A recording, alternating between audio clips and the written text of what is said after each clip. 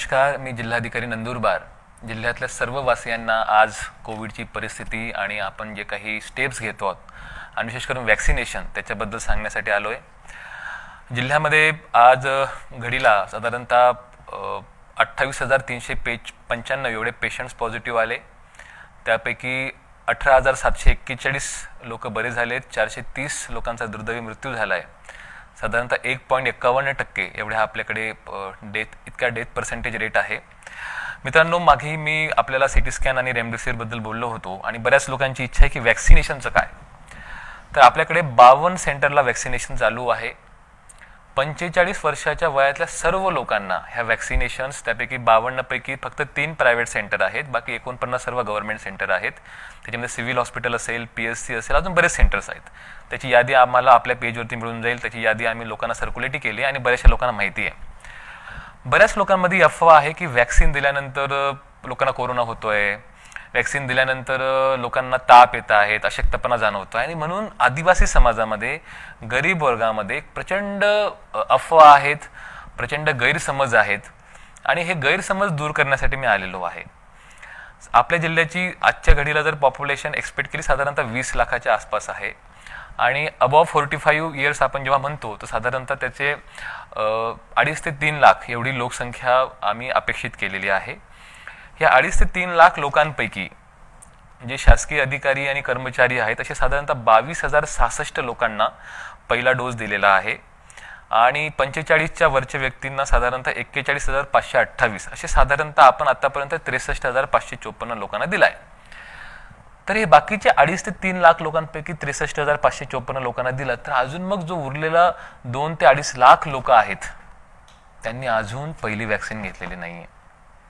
मित्रांनो, ही वॅक्सिन आपल्यासाठी खऱ्या अर्थाने जीवदायिनी आहे, संजीवनी आहे. जेवढाही रिसर्च, जेवढंही इन्फॉर्मेशन आम्ही गॅदर करतो आहे त्याच्यामध्ये पोलीस विभागामध्ये बऱ्याच लोकांना संसर्ग झाला, डॉक्टरांना संसर्ग झाला पहिला वॅक्सिन घेऊन सुद्धा, पण कुठल्याही व्यक्तीला कॉम्प्लिकेशन्स, ऑक्सिजनची गरज, इव्हन रेमडेसिवीरची सुद्धा गरज लागली नाही. आज जो रेमडेसिवीरचा शॉर्टेज चालला आहे, बेड्स भेटत नाही आहेत, ह्या सर्व गोष्टी आपण आपल्या आईवडिलांसाठी, आजोबा आजींसाठी थांबवू शकतात. फक्त गरज आहे एका डोसची, एका लसीची. त्याच्याबद्दल मी तुम्हाला डिटेल माहिती सांगतोच, कसं करायला पाहिजे, काय करायला पाहिजे. मी स्वतः 2 डोस घेतले, माझ्या आईला 2 डोस दिले, घरच्या सर्व ज्येष्ठांना 2 डोस दिलेत, कोवॅक्सिन असो की कोविशिल्ड असो.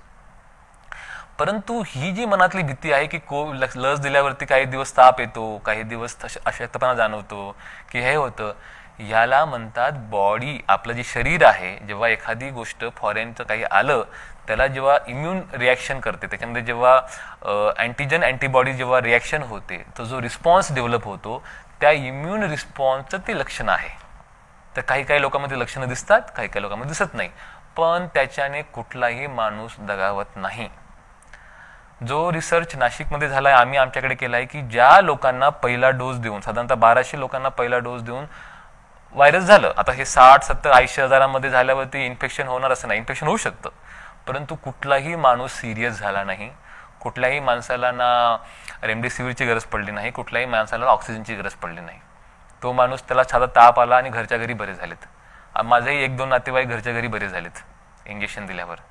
तर ग्रामीण भागातल्या सर्व लोकप्रतिनिधी, ते सरपंच असतील, जिल्हा परिषद मेंबर्स असतील, पंचायत समिती मेंबर असतील, सभापती असतील, आमदार असतील, गावातला पोलीस पाटील असेल, सर्वांना माझी हात जोडून विनंती आहे की आपल्या डोक्यातून ह्या वॅक्सिनच्या अफवा सर्व बाहेर काढा. आपला जिल्हाधिकारी आपल्या सेवेसाठी आहे, आपल्या भल्यासाठी आहे. जिल्हाधिकारी शब्दावर भरोसा ठेवा. आजच किंवा पुढच्या 2-3 दिवसात आपल्या घरच्या लोकांना सुरक्षित ठेवायचा असेल तर पहिला डोस आपण घ्या. आता आपल्याकडे सध्या 2 प्रकारच्या लस उपलब्ध आहेत, एक म्हणजे कोविशिल्ड, एक म्हणजे कोवॅक्सिन. तर दोघांचा फरक काय, एकदम सोपा आहे. कोविशिल्ड याचं जे सायन्स आहे किंवा डेव्हलपमेंट आहे हे ॲस्ट्रोजेनिका आणि ऑक्सफर्ड कंपनी जी आहे US बेस यांनी हे केलं आणि भारतामध्ये त्याचं सिरम इन्स्टिट्यूट हे त्याचं प्रोडक्शन करतं, ही प्रायव्हेट कंपनी आहे. आणि जी कोवॅक्सिन आहे ही भारताच्याच मॅन्युफॅक्चरिंग आहे. त्याला national institute of virology NIV Pune आणि ICMR यांच्या माध्यमातून डेड व्हायरस, मेलेला व्हायरस देण्यात आला आणि त्या व्हायरसपासून हे कोवॅक्सिन हे इंजेक्शन बनवण्यात आलं. आता आपण कोविशिल्ड समजून घेऊया. कोविशिल्ड लस जी आहे ती लस ॲडिनो व्हायरस म्हणजे कोरोना व्हायरस सारखाच दिसणारा व्हायरस, त्याचे जे प्रोटीन स्पाइक्स आहेत ते काढवले जातात आणि त्याला लाईव्ह ॲट्युन्युएटेड म्हणजे त्याला अर्धमेलं केलं जातं. आणि जे व्हायरस घातक नाही आहे, जसं सर्दी पडसा आपलं जे होतं ते पण कोविडच व्हायरस आहे, तो पण कोरोना ग्रुप आहे, पण त्याचा सार्स पार्टिकल वेगळा असतो, त्याचा अँटीजन तेवढा डेंजरस नसतो. आणि आपला जो कोविड-19 आहे याच्यामधला जो सार्स पार्टिकल आहे तो घातक असतो. तर आपली बॉडी काय करते की त्या पार्टिकलला जेव्हा आपण इंजेक्शन म्हणून देतो तेव्हा त्याला कोरोना समजून त्याच्याशिवाय त्याच्या विरुद्ध अँटीबॉडी तयार करतो. आणि ती अँटीबॉडी डेव्हलप व्हायला साधारणतः असं रिसर्चमध्ये आलंय की आज इंजेक्शन दिल्यावर साधारणतः 21 दिवसामध्ये पहिला डोस, कोविशिल्डचा पहिला डोस दिल्यानंतर साधारणतः 21 दिवसामध्ये 76% इम्युनिटी डेव्हलप होते. म्हणजे 76% लोकांना आजारच होणार नाही. आणि ज्यांना झाला 25% लोकांना त्यांना मेजर सिम्पटम्स येणार नाही. महाराष्ट्रामध्ये असं एकही केस आजपर्यंत रजिस्टर्ड नाहीये की कोविशिल्ड देऊन 21 दिवसानंतर 22 दिवसानंतर लोकांची डेथ झाली. तर माझी परत सर्वांना विनंती आहे की आपण आजच आपल्या घरच्या लोकांना जवळच्या PSC मध्ये, रुरल हॉस्पिटलमध्ये किंवा डिस्ट्रिक्ट हॉस्पिटलमध्ये जाऊन व्हॅक्सिन द्या. कोविशिल्डचं म्हणतो मी. हा जो ॲडिनो व्हायरस असतो आपला सर्दी जुखाम सारा रेग्युलर व्हायरसचा ॲडिनो स्पाइक प्रोटीन त्याच्यावर टाकलेला असतो आणि तो दिल्यावरती पहिल्या 21 दिवसात 76% इम्युनिटी असते. आणि ती इम्युनिटी आतापर्यंत असं रिसर्चमध्ये आलं की हा 3 महिने कंटिन्यू राहणार. गव्हर्नमेंट ऑफ इंडियाने जो मध्यंतरी जो प्रोटोकॉल दिला होता की कोविशिल्डचा पहिला डोस दिल्यानंतर 6 आठवड्याने, पहिले 4 आठवडा होता नंतर त्याला चेंज करून 6 आठवड्यानंतर दुसरा डोस द्यायचा आहे. दुसरा डोस दिल्यानंतर त्याची इम्युनिटी 90% जाते. आता दुसरा डोस का देतो? हा बूस्टर डोस असतो. पहिला डोस दिल्यानंतर त्याची इम्युनिटी डेव्हलप होते, ती कालांतराने कमी व्हायला लागते. परत दुसरा डोस दिल्यानंतर ते बूस्ट म्हणून काम करतं आणि परत अँटीबॉडी मोठ्या प्रमाणात तयार होतात. तर सेकंड डोस दिल्यानंतर 90% इम्युनिटी. आणि सर्वात महत्त्वाची गोष्ट ही आहे की एकदा हे इंजेक्शन दिल्यानंतर 21 दिवसानंतर तो माणूस 67% प्रमाणे तो व्यक्ती दुसऱ्यांना सुद्धा व्हायरस ट्रान्समिट करत नाही. म्हणजे काय होतं, बरेचदा म्हणतात की मला होणार नाही पण दुसऱ्यांचं काय, तर स्वतःची त्याची इम्युनिटी आहेच 76% पहिल्या डोस नंतर, पण तो दुसऱ्यांना सुद्धा 67% पर्यंत पसरवणार नाही. याचा अर्थ आपण किती मोठ्या प्रमाणात कोरोनाच्या डेथ्स हे वाचू शकतो फक्त आणि फक्त लसीमुळे. आणि याचं जे बूस्टर आहे की पुढे अजून काही भविष्यात बूस्टर लागेल का, अजून काही डोस लागतील का, त्याच्यावर रिसर्च चाललेला आहे. पण हे सर्वचे सर्व लॅन्सेट जर्नलमध्ये पब्लिश झालेलं आहे. माझी परत सर्वांना विनंती आहे की मनातले आपले डाऊट्स काढा. आणि हे जे अवेअरनेस प्रोग्राम आहे, ही प्रोग्रामची जबाबदारी जिल्ह्यातल्या सर्व लोकप्रतिनिधींची आहे, सर्व प्रशासकीय यंत्रणेची आहे. परंतु लोकप्रतिनिधींचे लोक ऐकतात. आपली जबाबदारी आहे की आपल्या गावातल्या, आपल्या तालुक्यातले आपले जे कोणी लोक आहेत त्यांना 100% वॅक्सिनेशन कसं मिळेल, त्यासाठी आम्ही प्रत्येक गाववाईज BLOंकडे मतदार यादी असते. तर ज्या ज्या लोकांचं 45 वर्षाच्या वर आहे असा एक टार्गेट प्रत्येक गाववाईज फिक्स करतोय. मग काही ठिकाणी 500 असेल, काही ठिकाणी 1000 असेल, काही ठिकाणी 1500 असेल.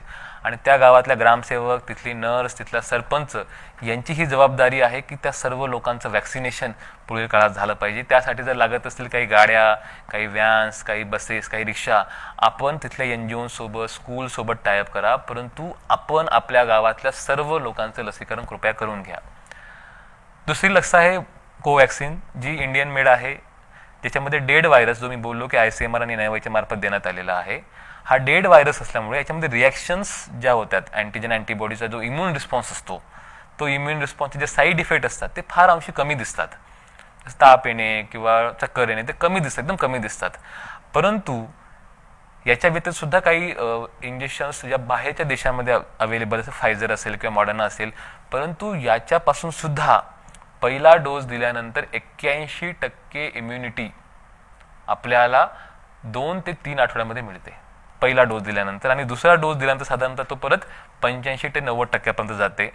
आणि ह्या सर्व इंजेक्शनचा फायदा असा होतो आहे की व्हायरस आलाय परंतु त्या व्हायरसमुळे घातक प्रमाण, व्हायरसमुळे डेथ या होत नाही.